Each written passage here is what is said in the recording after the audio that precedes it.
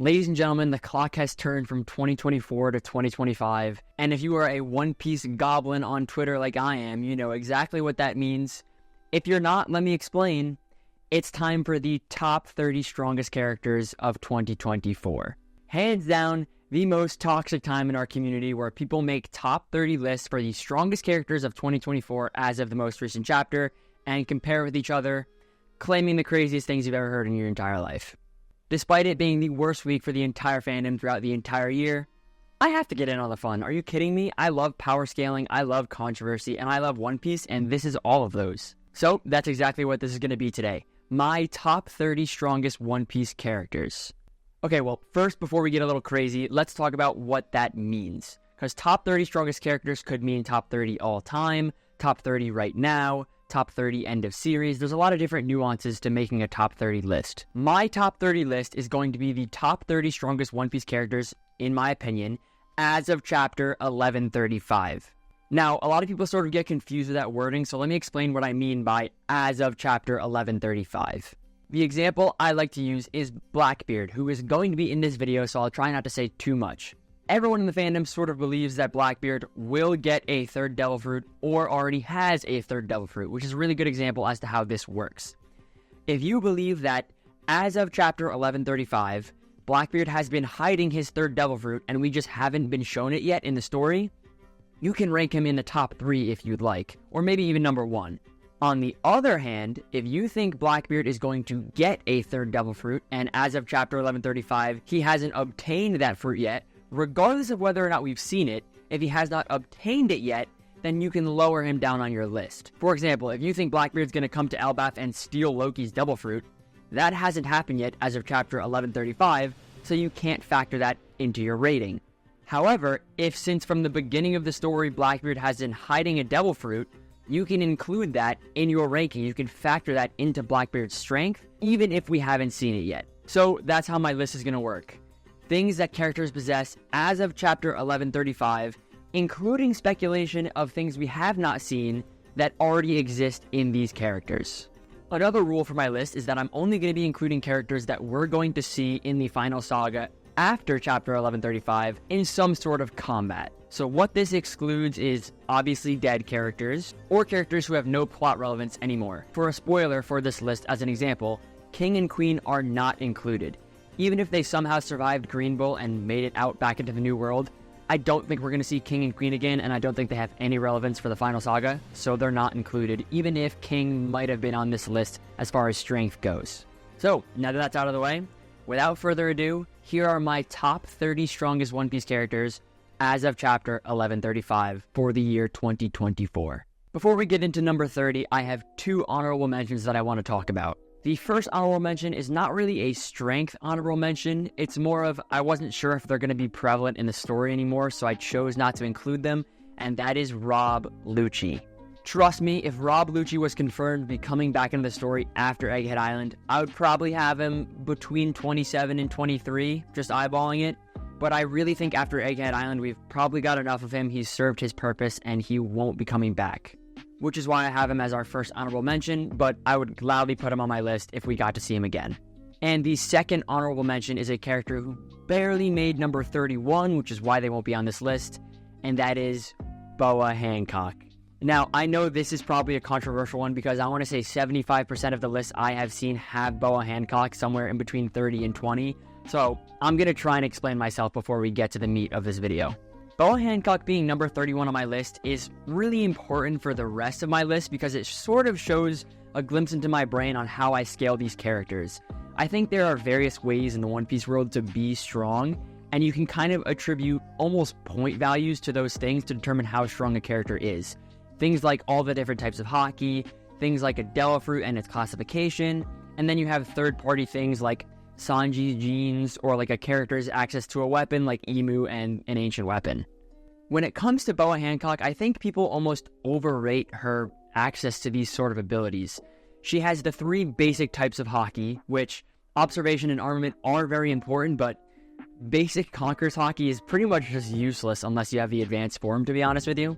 But the biggest thing people factor into her strength and her ranking in the top 30 is her Devil Fruit, which I totally agree it is strong, But when you're talking about a top 30, Haki is very important, and I seriously don't think anyone in the top 30 would fall susceptible to Boa's Devil Fruit because they have stronger Haki to will the effects out of them. For example, Ben Beckman is a womanizer. He would surely find Boa Hancock attractive, and the Devil Fruit would work on him if he didn't have such strong Haki. I don't think Boa's Devil Fruit matters for anyone in the top 30, which is why I simply cannot put her in the top 30. Her Devil Fruit is pretty much useless against all the characters I'm about to name in this video. If we get to see Boa develop advanced Conqueror's Haki for the final war and pair that with her kind of kicking style, I would definitely have her, maybe even in the top 15, but for now, she does not make the cut. Starting off at number 30, I have Kobe. Kobe is a complete wild card. I've seen some people not have him at all. I've seen some people have him number 15, which is crazy if you have him that high. I think he has undoubtedly the most potential in the entire series apart from like Luffy and Zoro.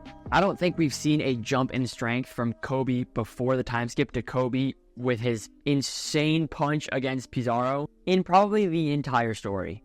Just this punch alone made me want to put him in the top 30, even though I'm not sure if it's Conqueror's Haki coded or just normal advanced armament Haki or just normal armament Haki, which is another video for another time, complaining about Oda and his Haki difficulties in the writing and the story. But I also think Kobe sort of gets overshadowed because of this moment. He also has incredible observation Haki and is just a very smart character. I think he reaches like the bare minimum required to be in the top 30 list. He's like a really good cap for that strength level, and I think he is undoubtedly next year going to be in the top, I'll say 25 at least. At number 29, we have Marco. Now, Marco is an example of a character where, unlike Kobe, where I was kind of just gassing him up for a minute, I feel like I'm going to have to defend my Marco pick, almost calling him weak, because a lot of people had him in like the 18 to 21 range, and I have him at 29. And the primary reason for this is, I think, a misconception with the commander system. I think a lot of people have Marco so high just because he's like the #1 commander of the Whitebeard Pirates. But as far as I recall, the Whitebeard Pirates weren't really a merit-based crew or based on strength hierarchy. It was a family. And we know that Marco was in Whitebeard's crew since he was a kid because we saw that in the Odin flashback. So I think his rank as the #1 commander was sort of a familial ranking and not a strength ranking. Marco, although he has an insane Devil Fruit, I'll be honest, has not shown us a lot of Haki. I'd assume he only has basic armament and basic observation, which is good, but not enough to make the top 20 in this list at all. But he's also just a support character, and support characters can be very strong, which you'll realize when we get to Law, but I don't think he's as strong as people make him out to be. He did not defeat King and Queen in like a 2-on-1 as most Marco fans say. I think he stalled them for at most 3 minutes, which is impressive, but he often gets overrated, which is why I have him at number 29 on this list. Now, for number 28, I want to make a point and say that everyone on this list, I honestly, truly believe deserves their spot. However, 28, my bias sort of slips through a little bit, and it is a little bit of a power pick if you know what that means. We have Urouge. There's a very simple concept in One Piece where the later a character is introduced, the stronger they are, simply because if they want to hold their own in the One Piece universe as we get closer to the end, you just need to be a strong character. And Urouge is the only one of the worst generation that has not been explored yet. Apart from Luffy, Kid, and Law, he's also the only one who is shown to have accomplished something on his own, breaking into the Big Mom territory and defeating a Sweet Commander on his own. I mean, no other supernova has that resume, and the fact that he still hasn't been introduced, he's got to be strong. I'm just assuming he's number 28 strong, even though we haven't seen nothing, literally nothing about this character. I think his Devil Fruit will prove pretty interesting as well. If I'm not mistaken, the more he gets hit, the stronger he becomes, which if you have stamina or endurance like Sanji or Zoro does, that would make you an insanely strong character. So yeah, I don't have much to say about Urouge. It's sort of a biased pick because I'm really excited to see him, but he has surely got to be top 30 strong, right? Like, I'm not crazy for that. At number 27, we might have a surprising pick if you're not expecting this character to come back in the story, and that is Doflamingo. Another one of those interesting points of power in the One Piece world that I was talking about earlier is a Devil Fruit Awakening, which is very important to a character's strength. As we saw in Wano, it is kind of pushing those characters into the top echelon of strength when they unlock that power. And Doflamingo is one of the, 5 or 6 characters in the story that have unlocked this power. He is a Devil Fruit Awakened user, and he was the first in the entire story to show us that power existed. Now, on top of that, he does have normal Conqueror's Haki, normal Observation Haki, normal Armament Haki, which are very important, And I think if he were to advance those hockey skills when he comes back into the story, I would have him potentially even in the top 10. But for now, I think his Devil Fruit Awakening and his Devil Fruit Mastery alone push him into number 27. We have never seen someone with such a strong understanding of how their Devil Fruit works. I mean, the guy stitched his insides with string only. He was flying on clouds. He was making string dolls. I've never seen someone use a Devil Fruit that creatively in the entire story, besides maybe Luffy in Gear 5. I don't think anyone has a problem with Dofi at number 27 as far as strength. I think if you're wondering why he's on this list, it's probably because you're not sure if he's going to come back into the story. In my opinion, there's got to be some sort of Impel Down breakout, or we just have to see Doflamingo again. He's a treasure trove of knowledge about the world government, and he's one of the most beloved characters in the entire story. I trust Oda to bring this man back into the story, which is why I have him at number 27. At number 26 comes another one of those characters I feel like I'm going to have to defend my pick for, and that is Yamato. Now, there is a big controversy about Yamato, not the one you're thinking of, but whether or not Yamato has advanced Conqueror's Haki or just normal Conqueror's Haki. Again, with Oda's sloppy depiction of Haki, it is hard to tell which type of Conqueror's Haki Yamato uses, and a lot of people think that Yamato has advanced Conqueror's Haki, which is why you see Yamato very high on some people's lists. Me personally, I do not think Yamato has advanced Conqueror's Haki, and I am also of the mind that Kaido was going easy on Yamato because Kaido had a plan for Yamato. Kaido wanted Yamato to be the Shogun of Wano. Obviously, that means Kaido could not kill Yamato in that fight. So when I see a lot of these lists having Yamato above Zoro and Sanji, I just can't bring myself to make that decision. I feel like Yamato is around 26, 25. I could even forgive 24, 23, but Yamato is severely overrated in my opinion, which is why I have them at number 26. At number 25, we have Shiryu of the Rain. Now, Shiryu is a character that I had, I think, at number like 19 or 18 last year, solely under the premise that they were going to be Zoro's opponent for the Blackbeard fight. Now I've sort of switched my hypothesis into believing that Shiryu is going to be Sanji's opponent, which does put him a little lower than I had him last year. Now, let me explain why. When it comes to Zoro opponents, Zoro always has to surpass someone physically in terms of strength, and then wins the battle, like we saw with King, we saw with Mr. One and Alabasta. Almost all of Zoro's opponents are people that he has to figure out strength-wise. So, when I saw that Shiryu might be Zoro's opponent, I thought Shiryu has to be above Zoro because Zoro has to surpass Shiryu. That's how the writing works in the story. However, if we think of Shiryu as a Sanji opponent, it becomes a little bit different, because Sanji never has to surpass his opponents physically. In fact, Sanji is almost always stronger than the opponents he fights in every arc. What Sanji has to do in his battles is overcome them mentally. Think with Absalom in Thriller Bark, Absalom and Nami, had their sort of thing. In Wano, Queen knew Sanji's dad and wanted him to reveal his Vinspoke powers. There are a lot of mental blocks that Sanji has to overcome in his battles rather than strength. And I think Shiryu is going to be one of those mental blocks. Just like Absalom, Shiryu has the invisibility fruit, which we know Sanji really wanted, and he's going to have to push himself to overcome that mental barrier just like in Thriller Bark. Which sort of allows me to move Shiryu down a little bit because he doesn't exactly have to be a strong character to be a challenge for the Straw Hats. Yes, his Devil Fruit is overpowered. Yes, there's something going on with that sword and that red tint to it. And I think Shiryu is going to have some very good Haki. But I'm lowering him because I think he's a Sanji opponent and not a Zoro opponent. At number 24, we have another character that I personally believe is coming back into the story. And that is Katakuri. Now, whether or not this means I have Kaido and Big Mom on my list, you're gonna have to wait and see. However, I definitely believe that Katakuri is coming back into the story. The reason I believe this is because, well, one, he's one of the series' most beloved characters, and Oda loves to bring back characters like that. But two, just the dialogue and the dynamic between him and Luffy, in my opinion, inspires the reunion, whether it's at the very end of the story or in the final war or something like that. I think he's going to have plot relevance moving forward. But as for why I have him at number 24, Katakuri is in an elite club of One Piece characters with advanced observation Haki. There are only 4 confirmed characters with advanced observation Haki, and that is Katakuri, Luffy, Kaido, and Shanks. Do I think other characters will have it? Absolutely. I think Mihawk is all but concrete in that list, but it's not confirmed yet, so I won't mention him. But just being part of that club moves Katakuri up on the list at least 5 spaces from number 30, because only the strongest of characters have unlocked this ability to that extent.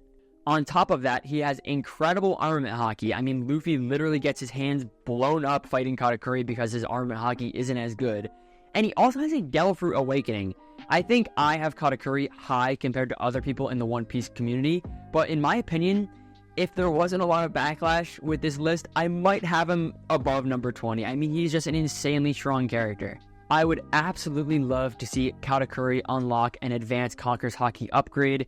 I've said it to my friends and they called me crazy, but if this happened, I would have no problem putting Katakuri at number 10 on this list or even higher. That upgrade would make him a Yonko tier character, and I think he's one of the characters who could probably pull it off. I'm going to stick number 23 and 22 together because they are two peas in a pod, and that is Zoro and Sanji. There's a weird divide in the community between these two fan bases. In my opinion, I don't understand it because not only do I love both of them, I think they have one of the greatest dynamics in Shonen. Zoro and Sanji's relationship is one of the most entertaining relationships to watch on the screen, like ever. But I know there's going to be some Zoro fans who are upset at me having Zoro only one spot above Sanji. And I think there's a reason for that. One of those reasons being that I'm just a Sanji fan. But an actual reason is that I think people underestimate the Germa genetics that Sanji unlocked in Wano. I feel like these powers are way stronger than people make them out to be. And we're going to see him take some pretty big hits and be completely unfazed like we saw in Egghead with the Seraphim. But rather than talk about why Sanji and Zoro are tied together, I want to talk about why Zoro is a little lower than some people have him.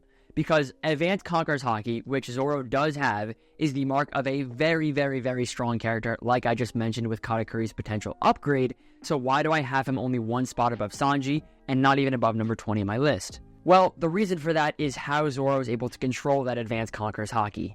In order to draw out this latent power in Zoro, he needs a sword that will kill him if he doesn't do just that, and I think that's a mark of not really understanding where that power comes from. If Zoro was able to unleash Advanced Conqueror's Haki at his will, control it, and easily use it for an extended period of time, absolutely I would have him in the top 15, maybe even higher. But Zoro needs Enma to draw that power out of him, and if he doesn't do that successfully, he literally dies, right? So he is at the bottom threshold of Advanced Conqueror's Haki, which is why I think people overrate him slightly when it comes to his abilities. Now, I'm not just saying this to please the Zoro fans, but yes, I do think Zoro will be in the top 5, maybe even top 3 at the end of the story, so I'm not saying Zoro doesn't have that potential, I'm just saying it's a little early for us to be counting him as a full-on Advanced Conqueror's Haki user. I don't even think Luffy is in that category yet, which we'll get to later. I'm also going to do number 21 and 20 because they're also sort of two peas in a pod in my eyes, and that is Ben Beckman and Rayleigh.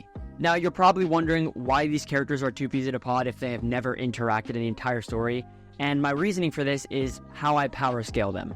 I think these are the only two first commanders left in the story that are above Zoro and Sanji, apart from Kuzan, which I don't really count as a first commander, which again we'll get to later. But the reason I have these two characters tied together is because of who their captains are. Rayleigh's captain was Roger, Ben Beckman's captain is Shanks. I really think Shanks and Roger at this point in the story are very comparable in strength, and I think that means Ben Beckman and Rayleigh are very comparable in strength. I think they are the top echelon of the first commander level, and they are just above Zoro and Sanji, who are just barely about to reach that level. I also want to mention that I think Rayleigh in his prime was a lot stronger than current Ben Beckman, but it's important to mention that Rayleigh is not in his prime anymore. The man was sweating against Kizaru in pre-time skip, and in post-time skip admitted he could not take on Blackbeard, so that's why he is number 20 on this list. I think he has the slight edge over Ben Beckman, but these two are also two peas in a pod, just like Zoro and Sanji are. At number 19, we have another one of those sort of power picks with very little evidence to this placement. We have Loki. Loki is an insanely new character in the story, so it is very hard to place him on this list. But you do not get chained up to the bottom of the Atom Tree by the strongest race of warriors in the entire world and be called a threat to their entire nation with a legendary Devil Fruit by that same race of strong characters without being a top 30 strong character, right? I could totally accept Loki in the top 10 simply because he is a giant. However, I don't want to put him that high when we really don't have any information about him, but I knew he had to be on this list at least because I know he's going to be strong.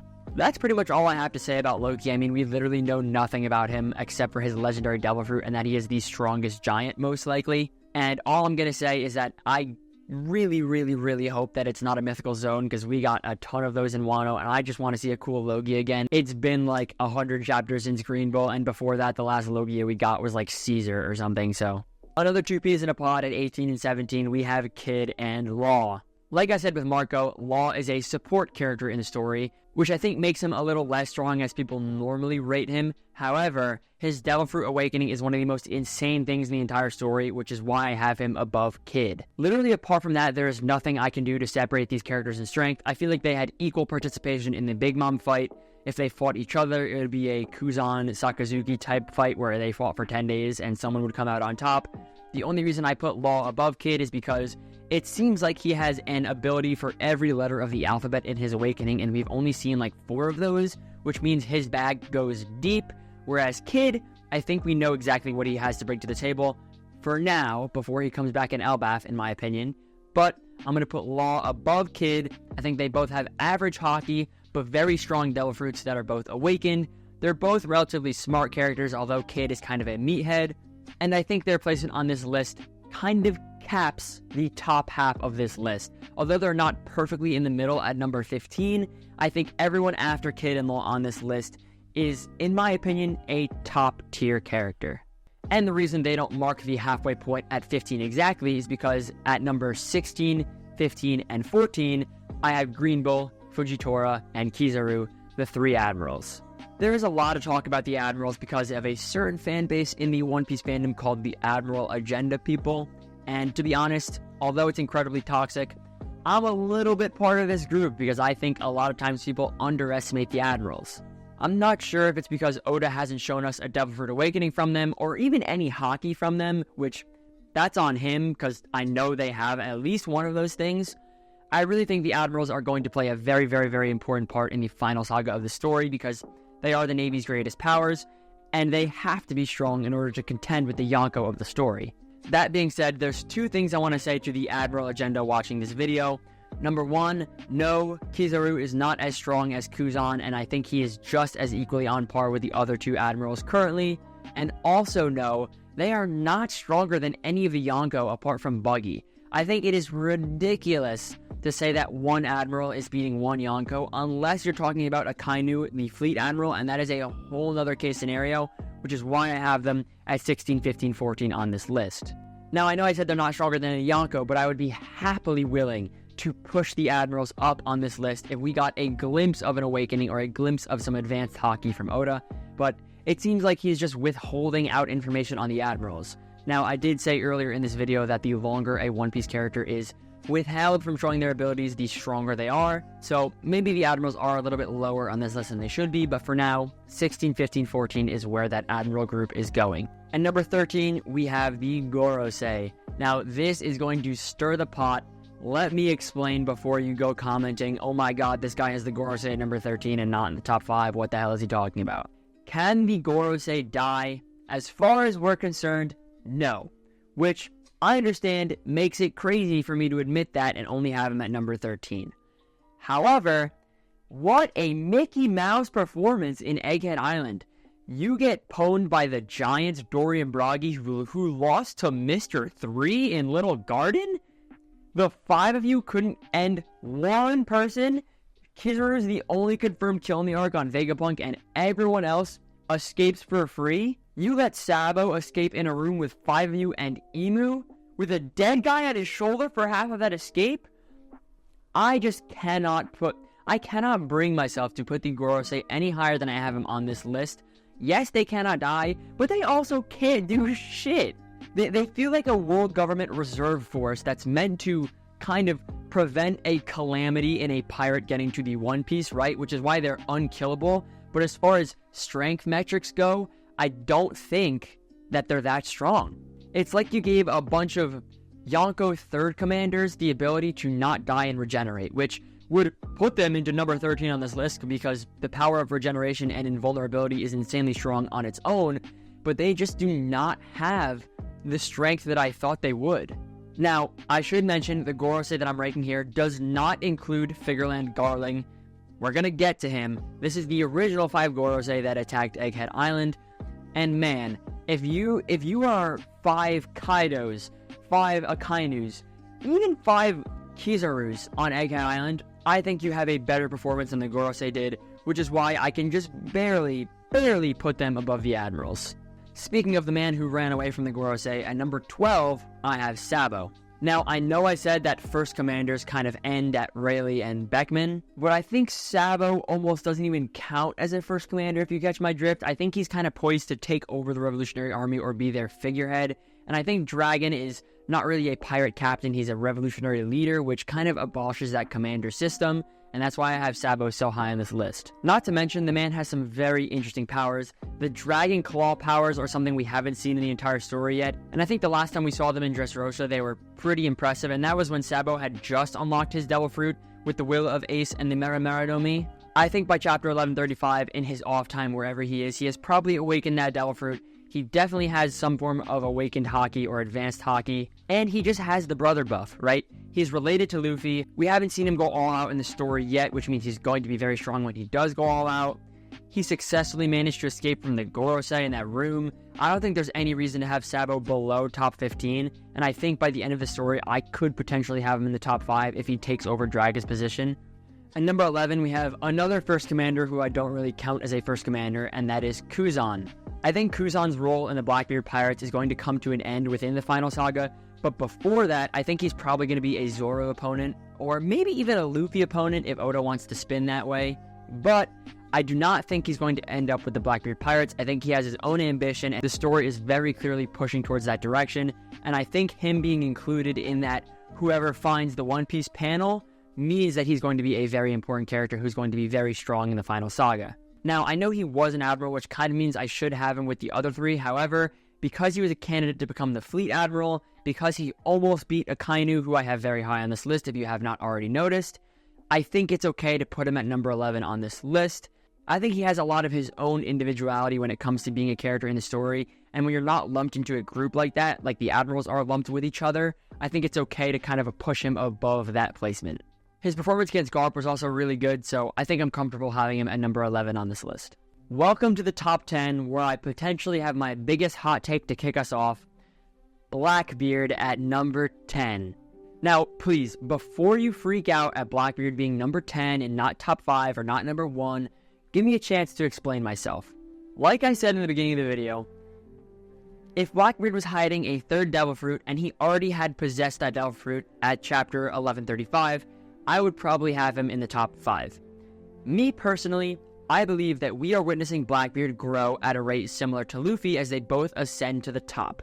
And that means Blackbeard has not reached his prime yet, like most of the villains are in when Luffy defeats them. What I mean by that is I think the current Blackbeard as of chapter 1135 has basic Haki and 2 unawakened Devil Fruits. I think Blackbeard is going to awaken both of those Devil Fruits on screen in a fight that we see. I think he's going to steal a 3rd Devil Fruit on screen that we're going to see, and I think he might even potentially awaken some extra Haki on screen that we're going to see. I don't think Oda is hiding anything about Blackbeard from us, which is why I have him at number 10 on this list. I think he is growing at a similar rate to Luffy, and right now Luffy is above him in that growth, but when Blackbeard gets to that point where he's going to fight Luffy, at the end of that fight, before he gets defeated, he will be potentially a top 3 character in the world. But for now, I have him at top 10, because we just have not seen any of that from Blackbeard yet, and I don't think he has any of that yet. I don't think Oda is withholding any information about Blackbeard from us. I think he is just simply that level of strength right now. Now, I said Katakuri is coming back, so this might not come as a surprise, but if it does come as a surprise, Big Mom is number 9 on my list. Before I talk about Big Mom's strength, I want to explain why I think she's coming back into the story, because a lot of people assumed she died at the end of Wano.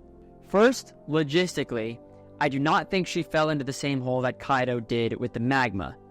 If you can see here, there's a panel that very clearly depicts underneath that hole that Big Mom made, there's a dock the way you're supposed to get into Wano, as opposed to how the Straw Hats got into Wano going up the waterfall. You're supposed to go into a dock underneath Wano and then go up.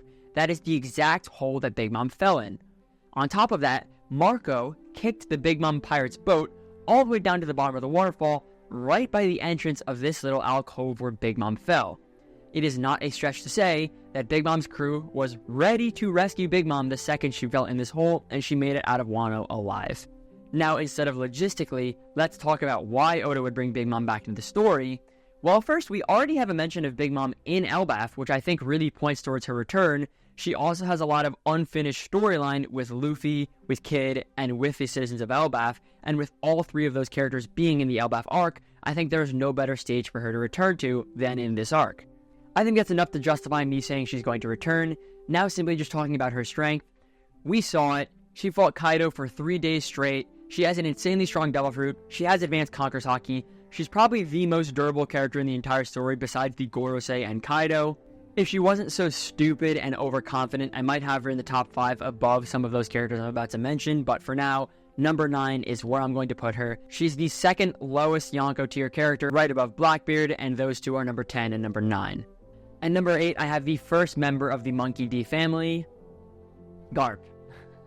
Now, I know a lot of people think Garp is out for the count. He's not going to have a fight in the rest of the story. I personally disagree. We've been building up towards Garp having this moment where he realizes that his justice that he's pushing for was wrong in the entire story. The duty he was fulfilling for the world government, although reluctantly, was wrong, and his grandson Luffy is going to liberate the world. I think he's going to be there to see that, and I think he's going to probably throw some hands when it happens because it's Garp, right? He's going to punch somebody. As far as his strength goes, his performance at Hachinosu was legendary. He blew up the entire island in one punch. He took on all of the Blackbeard pirates and Cruzon, who I had at number 11 on this list, on his own. There's really not much to say about Garp. I think he is the epitome of what Haki can do in the story without a Devil Fruit, apart from a certain 2 characters we're going to get to in a little bit, but I really think he is strong enough to be in the top 10 even in his old age, and I think Prime Garp would easily be making top 3 all time, so that's why I have him at number 8. At number 7, I have the second member of the Monkey D family, Dragon. Now, Dragon is someone I used to have at number 1 on my list a few years ago. I had him at, I think, number 3 last year, and he has just continued to stare east like this for the entire story. I mean, you cannot get a character that symbolizes doing absolutely nothing more than Dragon. I know he's going to be strong because he's a member of the Monkey D family. He's a leader of the revolutionaries. He's Luffy's dad and Garp's son. I mean, he's going to be ridiculously strong, which is why I have him at number 7 on this list. But the fact that he didn't go to save Ginny when she was kidnapped, he didn't go to Marineford, he's kind of attacking the world government via proxy and all of his soldiers. The man himself hasn't moved at all yet. I just can't put him above where I have him on this list. I know he's going to have some insane, like, Weather Devil Fruit and probably an incredible amount of Haki, but I just can't stomach putting someone who does nothing in the story yet above where I have him. There's a point where speculation gets too far, and it's too far for me. I had to lower Dragon to number 7 on this list. At number 6, we have the last member of the Monkey D family, Luffy. Gear 5 and Advanced Conqueror's Haki being unlocked in Wano was probably the greatest jump in strength in the entire story, minus Kobe, like I mentioned in the beginning of this video. But these two combined bring Luffy to the top tier of characters in the story, without a doubt. I think it is safe to say that he would defeat Big Mom, he would defeat Garp, he would defeat Blackbeard, all at their current levels, and I think his performance against the Gorosei and Egghead is absolutely testament to that. But I also think we kind of put a little bit too much emphasis on Luffy's Devil Fruit. Yes, it is one of the most powerful Devil Fruits in the story. I think he is a Haki monster. The man has all 3 advanced forms of Haki. There's glimpses at him getting a stronger form of Conqueror's Haki like we saw Joy Boy's Haki do at the end of Egghead. I hope he learned something like that in Elbaf. But as of this current chapter, he is just the full package. Awakened Devil Fruit, insanely strong types of all of the Haki, insanely smart character in battle. I know Luffy is a stupid character, but he can hold his own in battle and figure out how to beat an opponent, like Katakuri, for example. I really have nothing else to say about Luffy other than the characters above him are just a new type of strength where I think they have powers we haven't even seen in the story yet. And the first of those characters breaking into our top 5 is Mihawk. Oh no. Now, I know there is probably 100 people typing right now about Mihawk under Shanks, Mihawk under the 4 other characters you're about to have in this video. What the hell is wrong with you? He's the world's strongest swordsman. Everybody's hang on a second. Everybody's hang on. I'm not gonna go into the whole swordsman thing, right? Just briefly, I think Shanks is stronger than Mihawk because I think the world thrusts that title onto Mihawk because Shanks lost his arm and he kind of forfeited himself out of competition for that title. I know it probably sounds like I'm speaking blasphemy right now, but I just cannot fathom Mihawk being stronger than Shanks. I mean, one is Zoro's goal, one is Luffy's goal. Even though Luffy's goal is like the Pirate King and not Shanks, he needs to surpass Shanks, and I just think Shanks is stronger than Mihawk. We're gonna get to Shanks. Let's just get that out of the way. I definitely think Mihawk probably has some weird form of observation haki where he can, I don't know, project a future onto someone that's like false or like cut their observation haki. I mean, he is Hawkeye Mihawk, so surely he has some weird form of observation haki, which is why he's number 5 on this list. He also is the only character in the present story to possess a black blade, and the second in the entire story to achieve that, compared to Ryula, who is the first, who we know is an absolutely legendary character. So surely top 5 is Mihawk's home. I cannot put him any lower than that. However, I think the 4 characters above him have a little bit of a case for being stronger than him because they possess powers that I think are stronger than just an advanced form of observation haki. One of those characters being number 4, Akainu. Rejoice, Admiral Sans. I have the Red Dog really high on this list because of a few things. The first is that I think he's going to be the second strongest Conqueror's Haki user at this point in the story, the first being Shanks, which we will get to. And on top of that, I think he's going to have an awakened Devil Fruit by the time we see him. I think he probably awakened it in his battle with Kuzan on Punk Hazard. So an awakened Devil Fruit, the most powerful Conqueror's Haki in the series, at least in the top 3 as far as Conqueror's Haki goes. He's a fleet admiral. Oda said he would find the One Piece in 1 year. We haven't seen him fight at his full power, which means Oda's holding back information from us. He's the head of the Navy. He's going to be the primary force in stopping pirates from getting the One Piece. I just think there is so much going for Akainu here. The reason I think he's stronger than Mihawk is because I think Akainu's Conqueror's Haki is something that kind of overpowers this strange level of observation haki that I think Mihawk has. Obviously, Conqueror's Haki is more important than observation haki. And I also think Akainu's Devil Fruit is something that is insanely overpowered. It's like the highest offensive power Devil Fruit in the entire series, so it's something that Mihawk wouldn't be able to keep up with, nor would any of the characters underneath this level be able to keep up with, which is why I have Akainu at number 4. At number 3, I have Garling. Figureland Garling is a very unique case because we do not know how strong he is. However, he has joined the Gorosei, which, under my interpretation, means he already has access to that regenerative power, and he cannot die. Instead of how I said that regenerative power was given to the Gorosei, which are like Yonko Commander 3 level characters, imagine giving that power to a Yonko tier strength character, and I think that's what Figureland Garling is. The man is related to Shanks, his resume includes being one of the strongest characters on God Valley, he's potentially the character that Whitebeard was talking about who scarred him when he was talking with Shanks. I mean, everything points towards this character being extremely strong. Even Oda at Jump Fest this year said Garling is strong and there is a reason for that strength. Add on some Gorosei invulnerability to that strength, the man is easily top 3. You're probably wondering, after all this that I'm saying right now, how is someone like that not top 1? Let's get into our top 2. If you're keeping track of this video and maybe you're looking at your own list while you're watching, you already know who the next 2 characters are. You're just wondering what the order is. Now, those 2 characters are very obviously Shanks and Imu. At number 2, I have Imu. It may come as a surprise that I think Shanks is the strongest character in the One Piece verse right now, but first I want to talk about Imu. Who can be stronger than the character who gave Garling his invulnerability?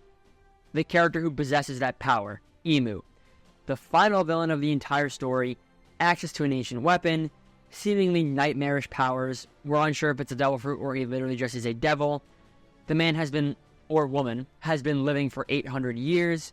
There is absolutely nothing that points to Imu being below number 3 on this list. They are an all-consuming power who is easily considered probably the strongest entity in the One Piece world as far as the entire history of the world goes. After saying all that, you're probably wondering, how the hell do you have Shanks at number 1? Well, let's get into it. The strongest character in the One Piece world is Shanks. I know Imu is this all-seeing identity that is the final villain of the story, has access to an ancient weapon, might not even be human, is invulnerable, lives forever. I seriously believe that the poster boy of One Piece, the person who embodies what true strength really means, the person that Oda wants to be a role model for all the people watching the story, is Shanks. It's no secret that Conqueror's Haki is the most powerful ability in One Piece, and it is also no secret that Shanks is without a doubt the strongest Conqueror's Haki user. However, I think a lot of people, although they believe what I just said, don't understand the magnitude of that statement. Shanks embodies the perfect ideology of masculinity. The man is as friendly as it can get, he protects the weak, and only in the entire story ever acts under self-defense. He will never attack anyone outright unless they are threatening the peace. And the message Oda wants to push onto his readers is that exact message. When you have a will that strong to be able to only protect, only defend, and stand for what you believe in absolute concrete confidence, your level of Conqueror's Haki, your will, your understanding of the power of the One Piece world transcends literally everything that exists in the story, making you the strongest character that has ever graced the One Piece planet. And that is what Shanks is. He is a self-insert from Oda as to the message that One Piece is supposed to convey. Oda is very obviously going to make that character the strongest because that's what the strongest character has to be. This is exactly why Luffy will defeat Imu at the end of the story and become the strongest character. Because the strongest character, the victor at the end of the series, must be someone who stands for good, for justice, because that is what a story is. That is what One Piece is. It is a story to make people smile and laugh. Now, I know Shanks is not going to be that person who takes down Imu, but Shanks has already reached that point. Shanks has made it to that pinnacle of strength, that pinnacle of will, that pinnacle of good morality in the story, which is why he is the strongest character in the entire history of the story. Do I still think Shanks is going to die despite being almost unkillable with his strength? Absolutely. I think Shanks is going to die an Obi-Wan Kenobi-like death where he lets himself fall to Blackbeard to spur on Luffy to liberate the world in the name of Shanks, because that is his duty as the strongest character in the story, to make sure the world makes it to that point, and the only one who can do that is Luffy. When all is said and done, Luffy has defeated Imu, and the characters are having their last laughs, we will look back on Shanks as the character who had the most understanding of what it means to be strong in the story, the most understanding of what it means to be good in the story, and as the character who had the entire One Piece world figured out before any other character did in the entire story. And there you have it. That's my top 30. It is absolutely impossible for any of you to agree with my list 100%, so do me a favor, go comment where you think I went wrong, go comment your list if you'd like, go comment what you agree with. I'm extremely eager to hear about what your lists are, your opinions about my list, and just any comments about this video. And while you're down there, make sure to like and subscribe. It really supports the channel, and if you want to see more videos like this, leave a comment, let me know what you want to see as we delve further into the final saga of one of the greatest stories of all time. Peace out.